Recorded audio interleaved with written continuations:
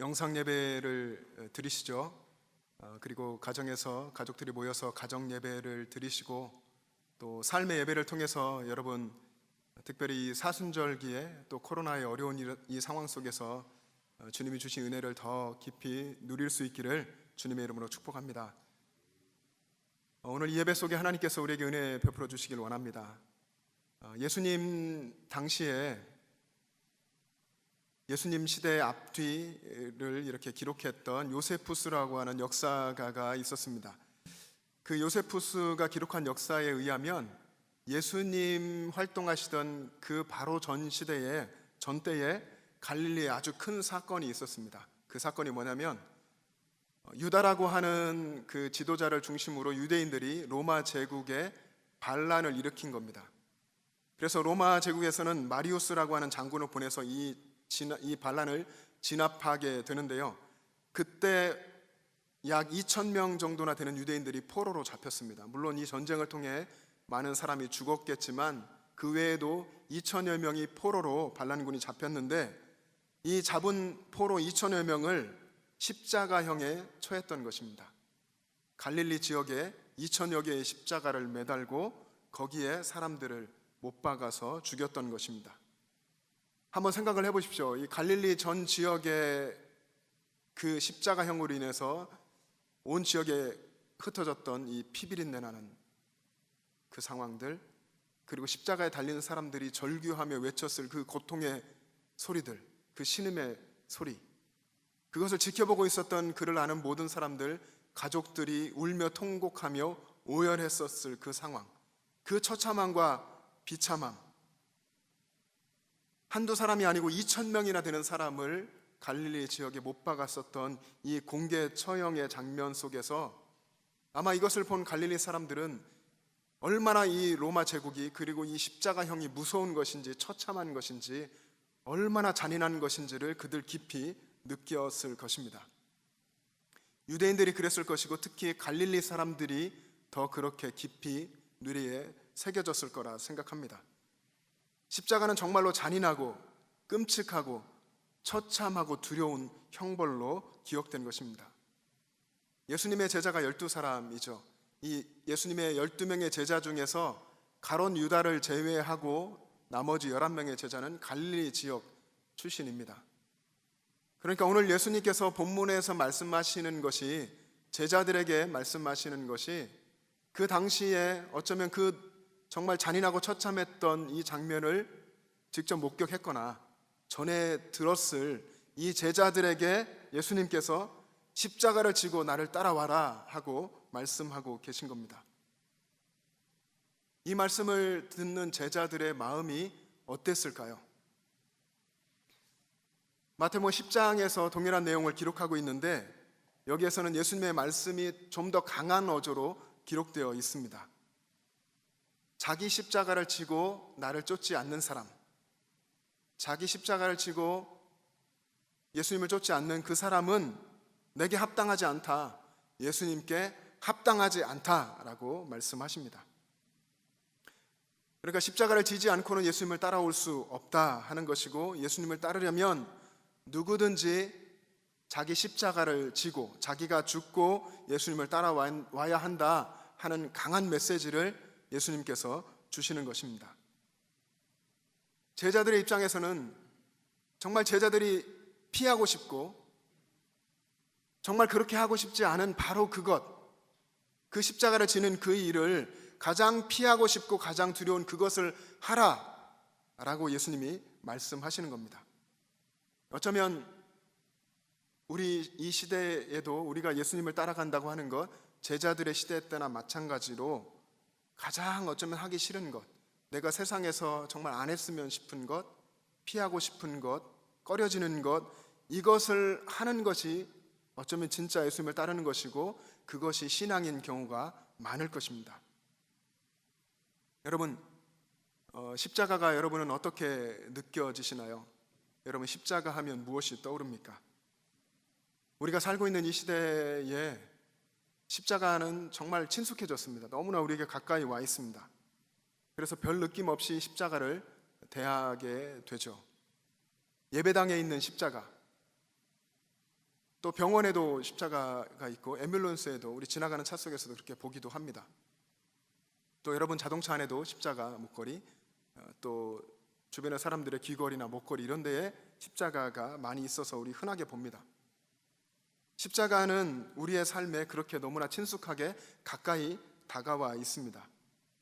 그러나 그럼에도 불구하고 안타깝게 느껴지는 것은 십자가가 우리에게 친숙하게 느껴지고 가까이 다가와 있지만 십자가의 그 진정한 의미를 우리가 잃어버렸기 때문입니다.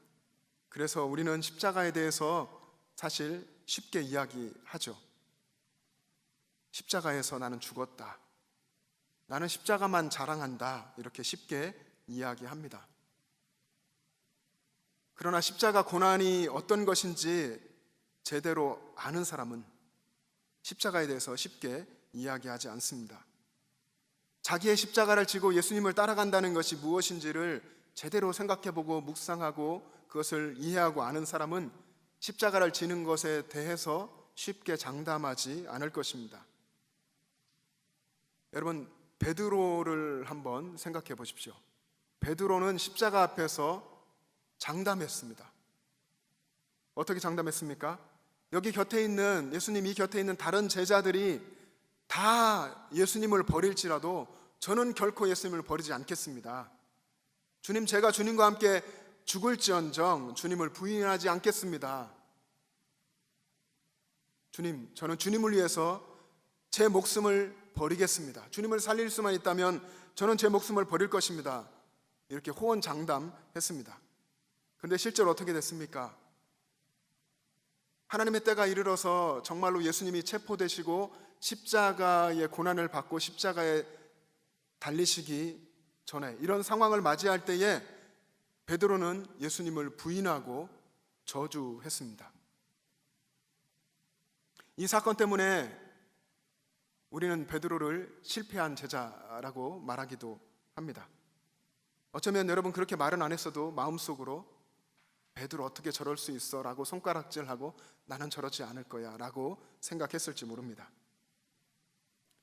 근데 여러분, 사실 우리는 베드로보다 더한 실패자 아닙니까?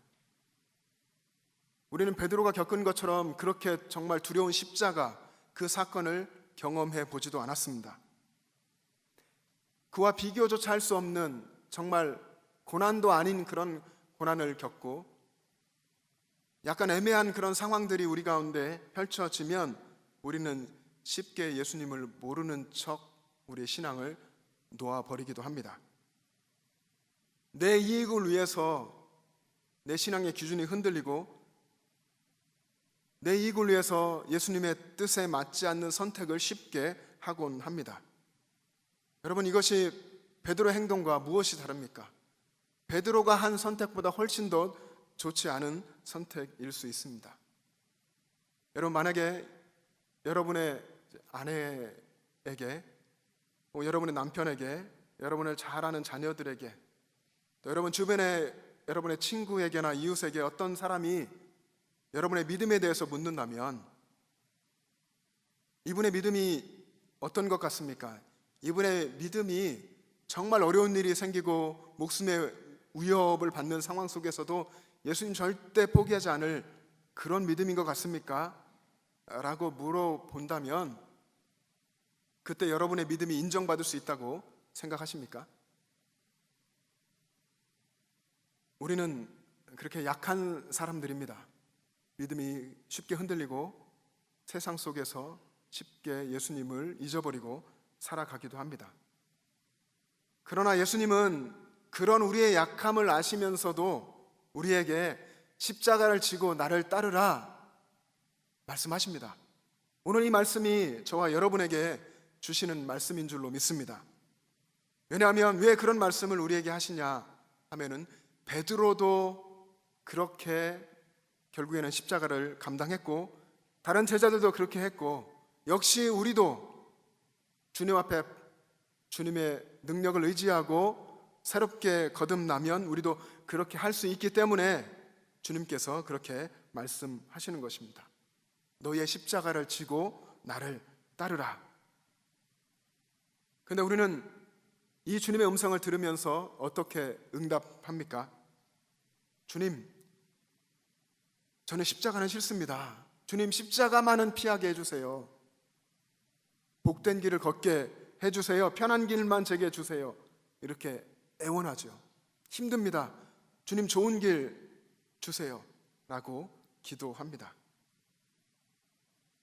오늘 본문에 보면 예수님이 가시는 그 길, 하나님의 구원의 계획을 잘 이해하지 못한 베드로에게 사탄이라고 하셨죠. 오늘 23절의 말씀에 보면 사탄아 내 뒤로 물러가라. 너는 나를 넘어지게 하는 자로다. 내가 하나님의 일을 생각하지 아니하고 도리어 사람의 일을 생각하는도다. 하나님의 일, 십자가를 통해 이 세상을 구원하고자 하시는 하나님의 이 계획을 알지 못한 베드로, 자신의 생각대로 예수님이 행하실 일들을 그려갔던 이 베드로를 향해서 예수님은 사탄이라고 했습니다. 십자가를 이해하지 못하니까 예수님 앞에 사탄이 되어버렸습니다. 어떻게 보면 가볍게 보면 사탄 되기가 참 쉬운 것 같습니다.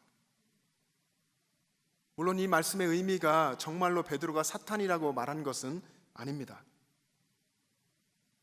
우리도 베드로처럼 하나님의 일을 생각하지 않으면 사람의 일을 생각하게 되기가 쉽습니다. 또 사람의 일을 생각하고 사람의 일을 생각하면서 세상의 것들을 추구하다 보면 분주하게 바쁘게 살아도 주님과 상관없는 헛된 일만 하게 될 수도 있습니다. 예수님이 너는 나를 넘어뜨리는 자라고 하신 것처럼 우리가 열심히 세상을 살긴 살지만 예수님과 관계없고 어떤 면에서는 예수님의 영광을 가리는 일을 하게 될 수도 있는 것입니다. 어떤 여집사님이 계셨는데요, 그분이 아주 정말 힘들게 신앙생활을 하고 있었습니다. 집사님은 그때마다 주님께 기도하는데 기도할 때마다 주님 너무 힘듭니다. 주님 정말로 힘듭니다. 이렇게 부르짖으며 기도했다고 합니다. 한 번은 이제 밤에 꿈을 꾸게 됐는데 그 꿈속에 보니까 자기가 십자가를 지고 가고 있는데 정말로 큰 십자가를 질질 끌고서 힘겹게 십자가를 지고 가는 겁니다. 근데 그 힘든 길에서 다행히 예수님을 꿈속에 만났습니다. 너무나 반가워서 꿈속에서 예수님께 부탁을 한 겁니다. 예수님은 목 쓰시잖아요. 예수님, 제 십자가를 좀 잘라주세요. 예수님은 빙그레 웃으시면서 그 십자가를 잘라주셨답니다. 그런데 그 자른 십자가를 또 메고 가려다 보니까 지금도 힘든 겁니다. 여전히 힘든 겁니다. 너무 무겁습니다. 그래서 집사님은 예수님께 예수님 또 잘라주세요. 조금만 더 잘라주세요. 부탁을 했고 예수님은 그때마다 빙그레 웃으시면서 십자가를 잘라주셨다고 합니다. 그렇게 계속하면서 마침내 이 집사님이 꿈속에서 천국문에 도착했습니다. 천국문에 와보니까 앞서 도착한 사람들에게 예수님이 상을 주고 계시는데요, 가만히 들여다보니까 예수님이 상을 주시는데 그 천국문에 도착한 사람들이 지고 온 십자가의 크기만큼 상을 주시고 있는 겁니다. 그래서 얼른 자신의 십자가를 본 겁니다. 자신의 십자가를 보니까 이 손 안에 들어올 정도로 아주 작은 십자가인 겁니다. 깜짝 놀라서 꿈에서 깼습니다. 그때 마음속에 예수님의 음성이 들려왔습니다. 누구든지 나를 따라오려거든 자기를 부인하고 자기 십자가를 지고 나를 따를 것이니라. 집사님은 얼른 무릎 꿇고 엎드려서 기도했습니다. 주님, 감사합니다. 제 십자가 무겁더라도 제가 저의 십자가를 지고 거부하지 않고 그대로 지고 예수님을 따라가겠습니다. 라고 기도했다고 합니다.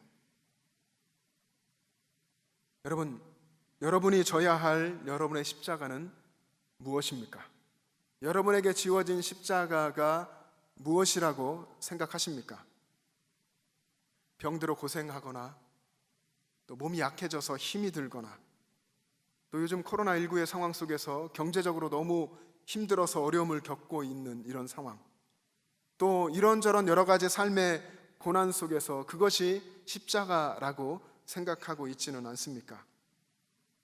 늘 힘들게 하는 가족, 내 남편, 내 아내, 또 나의 자식들, 이것이 십자가라고 생각하고 있지는 않은지요? 또 어떤 사람은 자기가 잘못하고 실수해서 어려움을 겪게 됐는데도 불구하고 그 어려움이 예수님이 주신 십자가라고 이야기하기도 합니다. 이 모든 것들이 사실 십자가를 잘못 이해하고 있는 것입니다. 힘들고 어려운 것들, 고통스러운 것, 그것이 다 십자가는 아닌 것입니다. 그러면 십자가는 무엇이겠습니까? 십자가는 예수님의 뜻대로 살려고 하는 사람이 겪게 된 고난, 그것을 십자가라고 할 수 있을 것입니다. 예수님의 뜻대로 살아가기 위해서 선택하는 그 선택의 길에서 겪게 되는 고난을 자기 십자가라고 말할 수 있을 것입니다. 이렇게 십자가는 자기의 뜻을 내려놓고 자기가 철저히 십자가에서 죽는 것, 그것이 자기 십자가입니다. 이 십자가의 길은 예수 그리스도 안에서 자기가 죽고 그래서 구원받아서 새 사람이 돼서 예수님을 사랑하게 되는, 정말로 예수님을 뜨겁게 사랑하게 된 그 사람이, 그 새 사람이 걷게 되는 새로운 길, 그것이 십자가의 길입니다.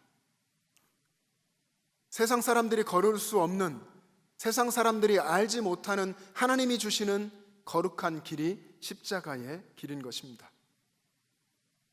내가 철저하게 죽고 예수님으로 인해서 살고 예수님과 함께 걸어가는 그 길, 그 십자가의 길이 힘듭니다. 힘들지만 그 길에는 기쁨이 있고 감사가 있고 즐거움이 넘칠 것입니다. 분명 고통스럽지만 결코 고되지 않은 그 길이 내게 주신 십자가의 길입니다. 자기를 부인하고 예수님을 따라가는 행복한 그 길이 십자가의 길입니다. 이 십자가의 길을 모르는 세상의 사람들은 세상과 적당하게 타협하며 삽니다. 여기에서는 이렇게 살고 또 저곳에 가서는 저렇게 살고 또 교회에 와서는 경건한 모양으로 살고 세상에 가서는 세속적인 기준으로 살아갑니다. 편리한 대로 살아가고 있는 것입니다. 이런 타협하는 곳에는 결코 십자가가 없습니다. 예수님은 오늘도 십자가에서 자기 자신이 죽고 자기 십자가를 지고 길을 걸어가는 그 사람을 찾고 계십니다. 세상과의 타협을 거부하고 예수님이 가신 그 십자가 승리의 길을 묵묵히 걸어가고자 하는 그 사람을 예수님께서 찾고 계십니다. 사랑하는 영천제일 가족 여러분, 여러분들이 바로 이런 사람 되기를 원합니다. 고통스럽고 고되고 힘들어 보여도 그 길에 들어서면 주님과 동행함 속에 행복이 있고 기쁨이 있고 감사가 있고 하늘에 즐거움이 있는 줄로 믿습니다. 경북 청송에 유명한 청송 교도소가 있죠. 아주 오래전에 제가 보고 스크랩해놨던 기사인데 청송 교도소에 관련된 기사가 있었습니다. 여기에서 수감 생활을 마친 두 사람의 이제 추록수가 있었는데 같은 날에 이제 추록을 하게 됐습니다. 한 사람은 10년의 수감 생활을 했고 또 한 사람은 7년을 하게 됐는데 두 사람이 추록을 했습니다. 한 사람은 40대 후반, 한 사람은 30대 후반이었는데 이 두 사람이 추록한 후에 한 행동이 있습니다. 길이 3m가 되는, 사람 키보다 훨씬 크죠. 3m가 되고 무게가 20kg나 되는 십자가를 지고 청송교도소에서부터 서울까지 그 십자가를 지고 행진한 겁니다. 고난의 그 십자가의 길을 만들고 걸었던 것이죠. 이 두 사람이 추록하자마자 그렇게 이 행동을, 십자가를 지고 걷는 행동을 하게 된 이유가 있습니다. 그들이 처음으로 세상에 이제 나와서 첫걸음을 디디면서 나는 절대로 옛날 삶으로 돌아가지 않겠다, 이제 이 십자가를 지며 새로운 삶을 살겠다 하는 이 결단을 많은 사람들 앞에 보여주려고 했던 것이고, 그래서 옛날에 그 동료들이 다시 내게 와서 유혹하지 말라는 것, 그리고 옛 동료 그 사람들도 새 삶을 살고 새 길을 걸었으면 좋겠다 하는 이 메시지를 전하려고 했던 것입니다. 그 두 사람은 인터뷰에서 이렇게 이야기했습니다. 저희들은 죽으면 죽으리라는 각오로 이 고난의 길, 이 십자가의 길을 걸었습니다. 이 길을 시작했습니다. 이제 앞으로는 장애우들을 위해 봉사하는 삶을 살고 싶습니다 라는 결단을 이야기했습니다. 대단한 사람들이죠. 대단한 결단력과 의지가 있는 사람들입니다. 자기 십자가를 지고 새 삶을 살고 싶어 했던 사람들입니다. 그날 이후에 그들의 두 사람의 삶이 어땠는지는 잘 모르겠지만 이 십자가의 길을 대단한 결단으로 걸었던 사람들이면 분명합니다. 하지만 우리가 기억해야 할 것은 이 십자가의 길은 결단만으로 걸어갈 수 있는 길이 아니라고 하는 것입니다. 결단으로 갈 수 있는 십자가의 길이 아닙니다. 만약에 우리가 결단으로 십자가의 길을 가려고 한다면 우리가 세상의 어떤 여러 가지 일들을 경험하여서 결단이 흔들릴 때 우리의 모든 것, 우리의 신앙도 다 흔들려 버리고 넘어지고 쓰러지고 베드로처럼 예수님을 부인하고 저주하고 결국 그 길에서 실패하게 될 것입니다. 십자가의 길은 자기 자신이 죽고 예수님과 더불어 살면서 예수님을 사랑하는 마음으로 가는 길입니다. 저와 여러분의 마음속에 나를 살려주신 예수님을 사랑하는 그 뜨거운 마음이 있기를 간절히 바랍니다. 그래서 그 마음으로 예수님의 십자가 그 승리의 길을 따라갈 수 있기를 간절히 바랍니다. 제가 청소년 시절에 감동적으로 읽은 기독교 고전이 있습니다. 그 중에 하나가 토마스 아켄피스의 그리스도를 본받아라는 책인데 너무 이제 깊이가 있고 어려워서 사실 읽고 또 읽은 적이 많이 있었습니다. 그러면서 정말 마음에 깊이 이해는 청소년이라 하지 못하더라도 뭔가 마음속에 감동으로 다가오는 것들을 노트에 적곤 했었는데요. 그 책에 이런 내용이 있었습니다. 십자가에 대한 이런 글이 있었습니다. 예수님에게는 그의 왕국, 하나님 나라를 사랑했던 사람들은 많았지만 그의 십자가를 같이 짊어진 사람은 거의 없었습니다.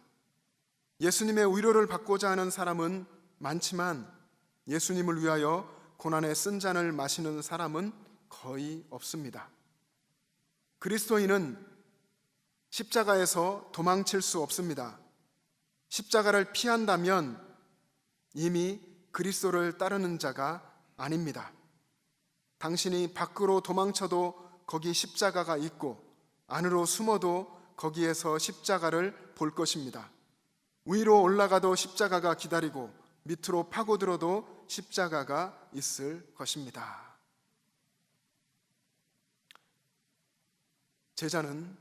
예수님의 제자는 저와 여러분이 예수님의 제자가 되기를 원하는 사람들인데 제자는 십자가를 피할 수 없습니다.